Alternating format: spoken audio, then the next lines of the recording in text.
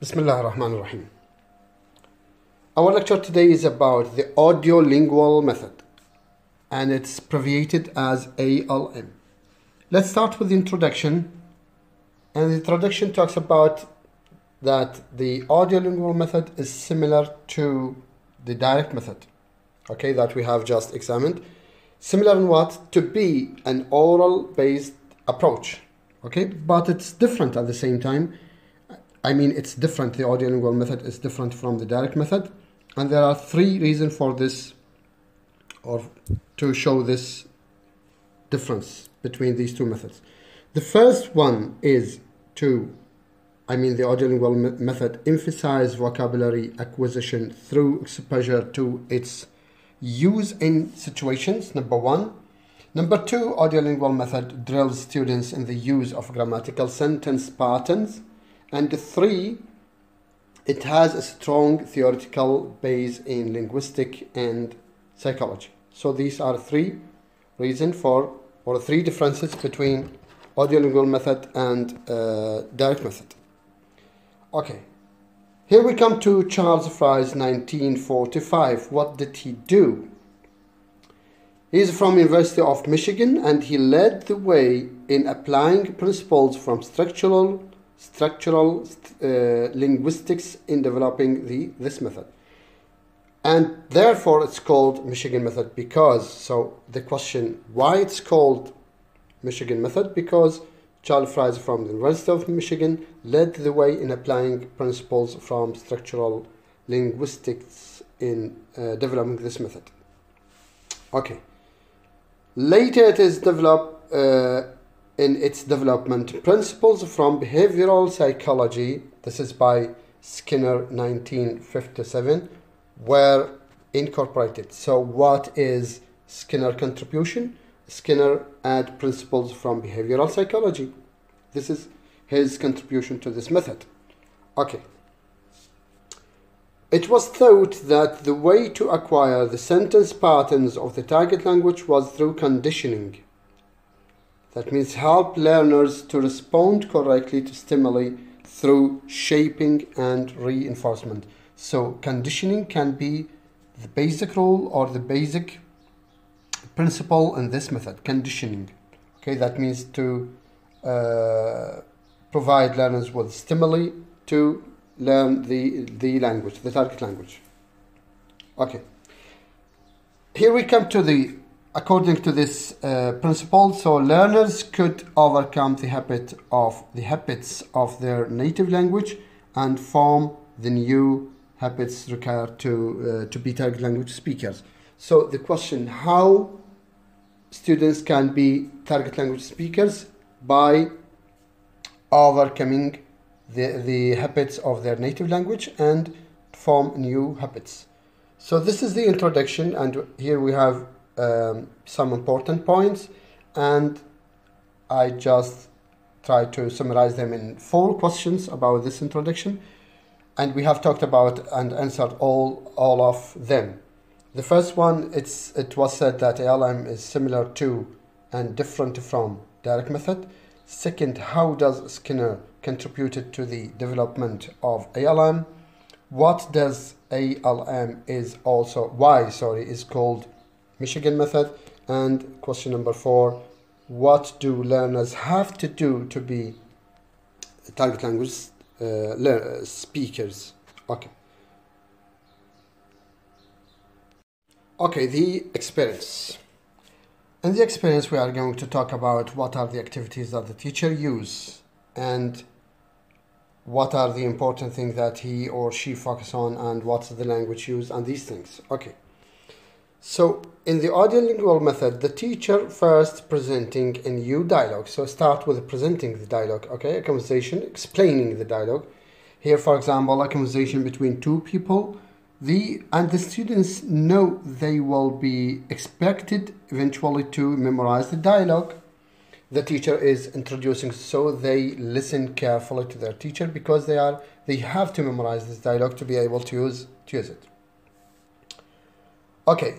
All of the teacher's instruction are in English. Okay, so here, what's the language of instruction? the language of teaching used in the class, it's the English, means the target language. Sometimes she uses actions to convey meaning when it's difficult for students to understand the meaning. So the teacher use what? Actions, but he never use what? The native language. Okay, but no one word of the student's native language is uttered. That means native language is not allowed, should not be used in the class. After she acts out the dialogue, okay, so she first presenting the dialogue, then she acts out the dialogue for the students. She says, all right, class, I'm going to repeat the dialogue now. Listen carefully. Okay, so presenting the dialogue, okay, act out the dialogue, and then repeating the dialogue for the students. Okay, she also explained two peoples are walking along a sidewalk in town.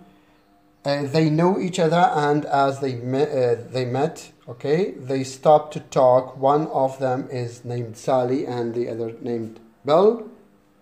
I will talk for Sally and Bill. So the teacher here explained the dialogue and asked students to listen and to listen carefully to her, because they are expected to memorize the dialogue. So here we have what the teacher presenting the dialogue, acting the dialogue, and reading the dialogue for the students, and she used English, okay, only in the class, and when it's difficult for students to understand the meaning, so the teacher acts, okay, use actions.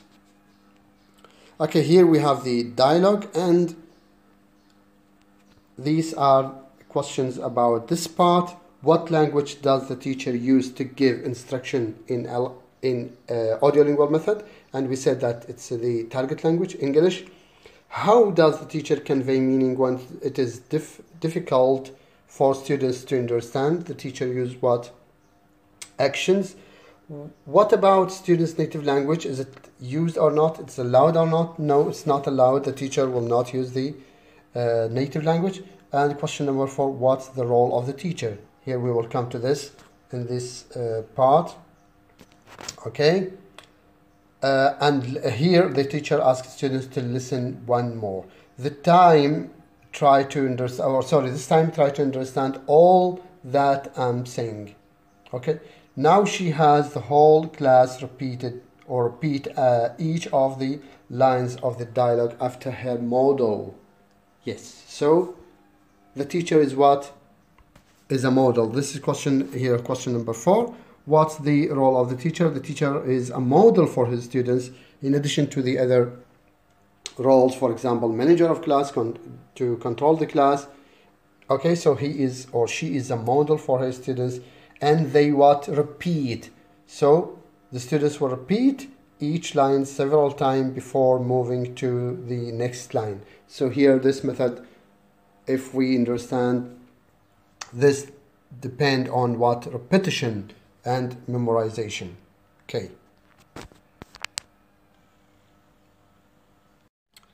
Okay, when the class comes to the line, I'm going to the post office, they stumble a bit in their repetition. The teacher at this point stumbled. That means it's difficult for students to repeat the whole line correctly. So the teacher stops repetition and uses backward build-up drill or expansion drill. Okay, this is a very important drill in this method.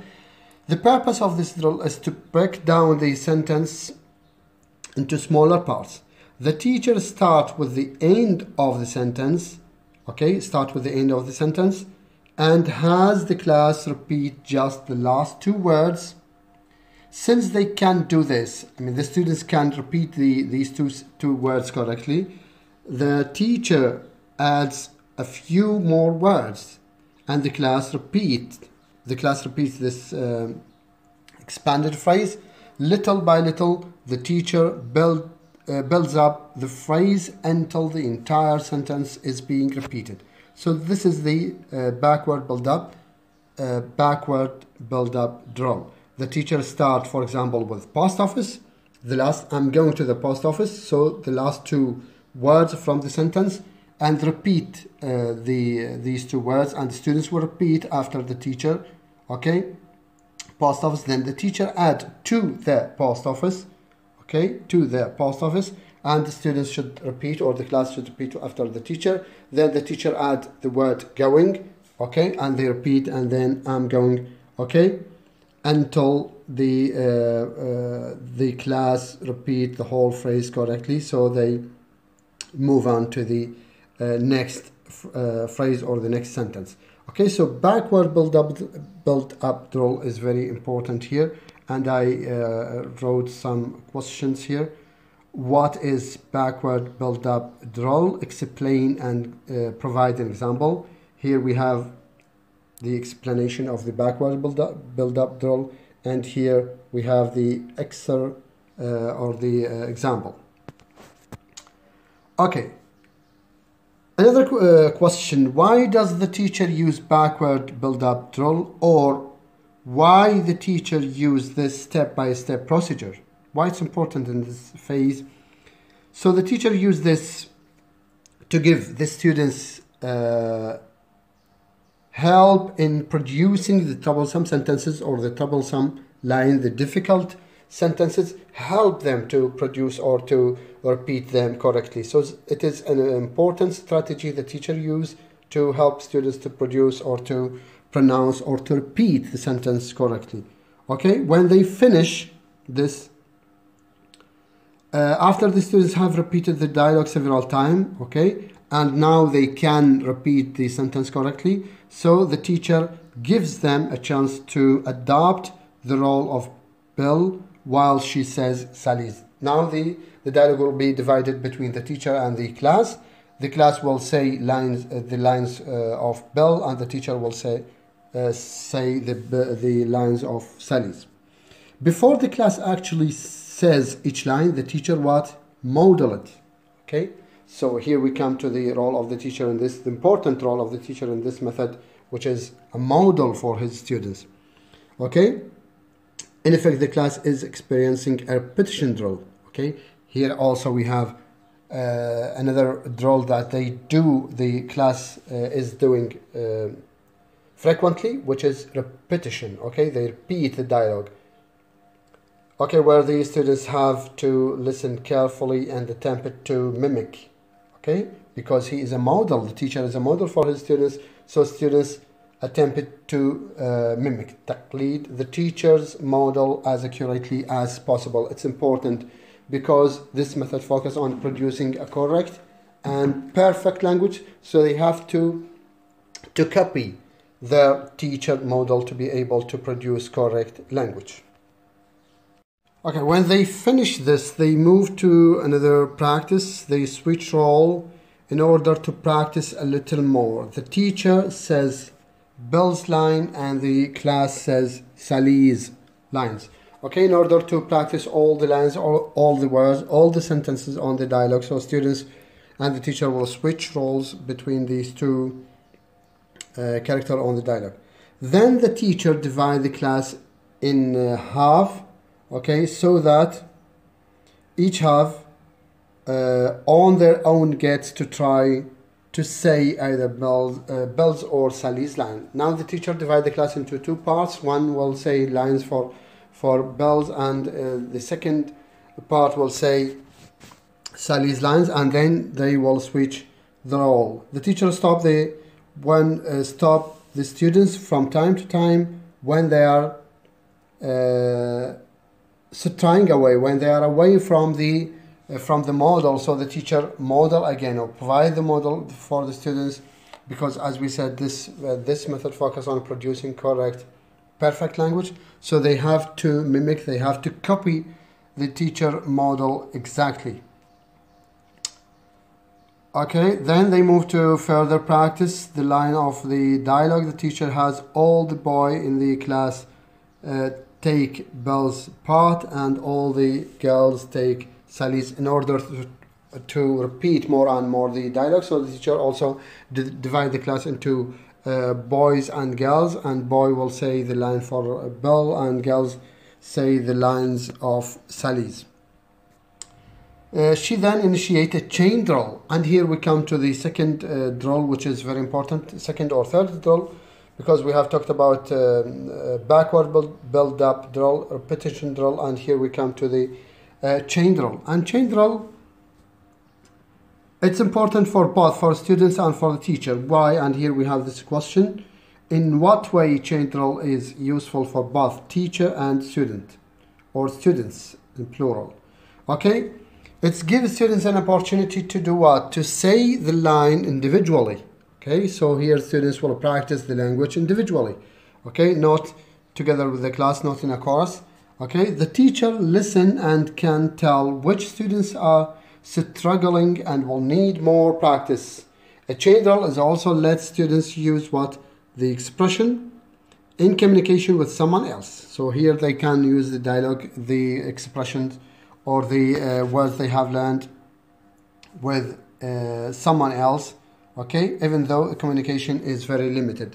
Though it is very limited, the communication, but students are going to use some expressions they learned from the dialogue with someone else. So here we have the chain drill practice. Okay, the teacher addresses the students nearest her.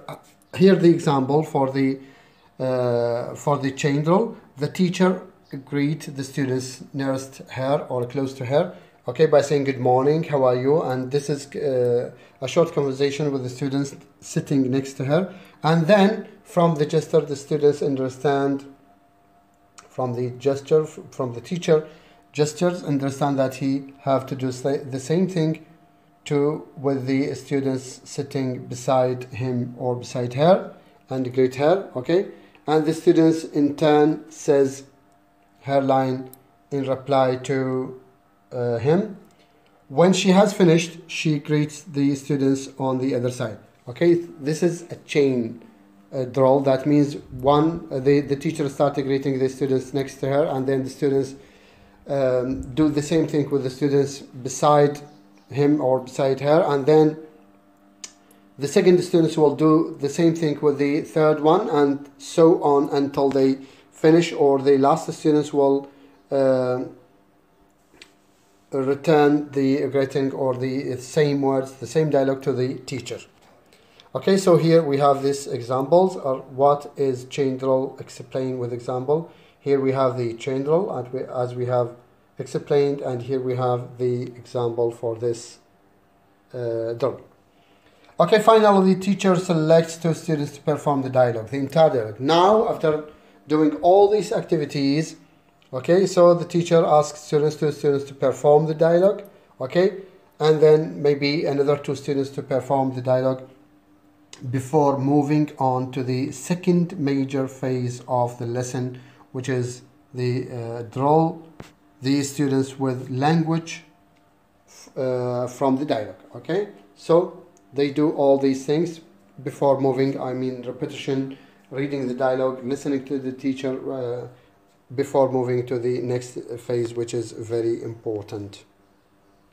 Okay, thank you for today, and see you inshallah next time.